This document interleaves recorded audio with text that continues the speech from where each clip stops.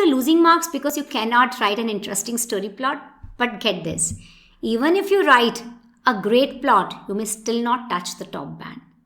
Because it's the simplicity of the narrative when combined with the complexity of the character that makes magic in the story.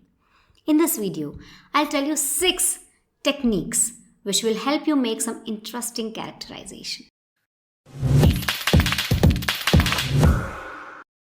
Tip number 1. In the beginning, know these 5 things about your character. Who is your character? What is his relationship with other characters and how does he relate with them? What are his goals and what is his motivation behind those goals? What are the character flaws and fears? Now don't you tell me your character doesn't have flaws. And does he carry any particular belief? Is that belief a real belief or is that a lie? By that I mean, sometimes people carry belief like, if I get money, I'll be totally happy. But that's essentially a lie because money alone cannot make us happy. Tip number 2. Give your characters likable traits. Now, what's a likable trait? Think about all the characters you have seen till now. You love them for something. Some of them are maybe morally very strong. Others are brave. Like some of them have great competence. They're intelligent, witty, and handsome as well. Now you see that we associate with certain traits which we like to see in our characters. So why don't you give those traits to your character? Now, why is that such so important?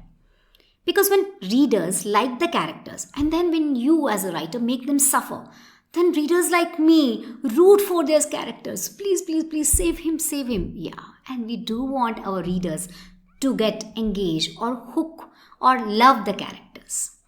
Tip number 3, have a sense of character arc.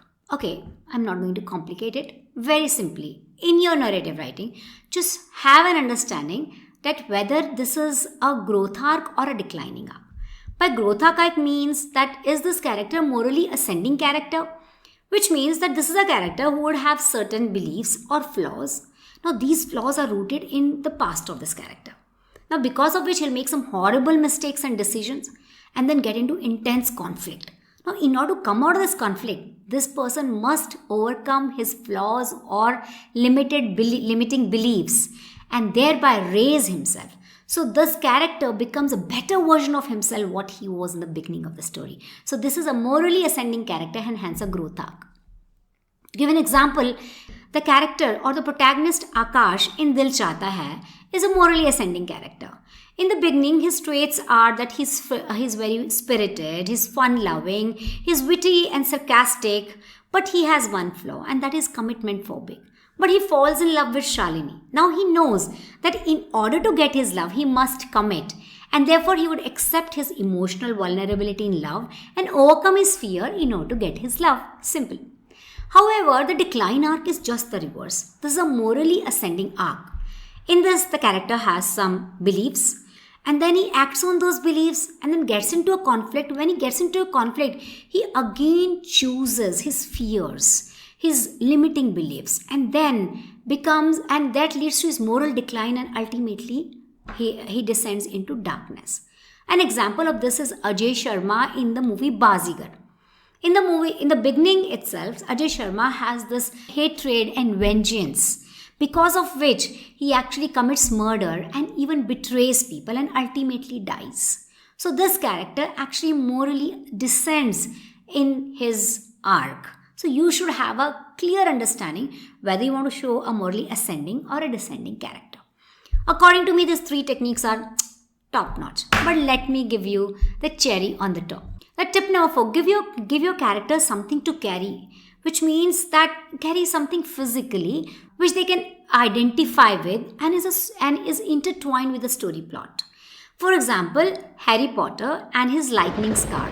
Now this scar is more than a physical mark and it has such a strong emotional, magical and narrative significance in the story. Tip number 5. Give your character some odd habits. Now these odd habits make the characters very memorable. Also, when these odd habits are resolved, we actually get a more nuanced, more mature character. For example, our own Sheldon Cooper. Now we know he has an obsessive compulsive behavior, some very rigid routines, and his knock knock penny, very interesting. Isn't it? We love him for all of this. But at the same time, Sheldon actually adapts to the circumstances, even marries Amy, and in the end, he becomes a better version of himself. There is an emotional growth in the character, but he does not loses himself. But at the end of the day, that odd habit is what we still remember Sheldon for. Tip number 6, give the characters a past, present, and future.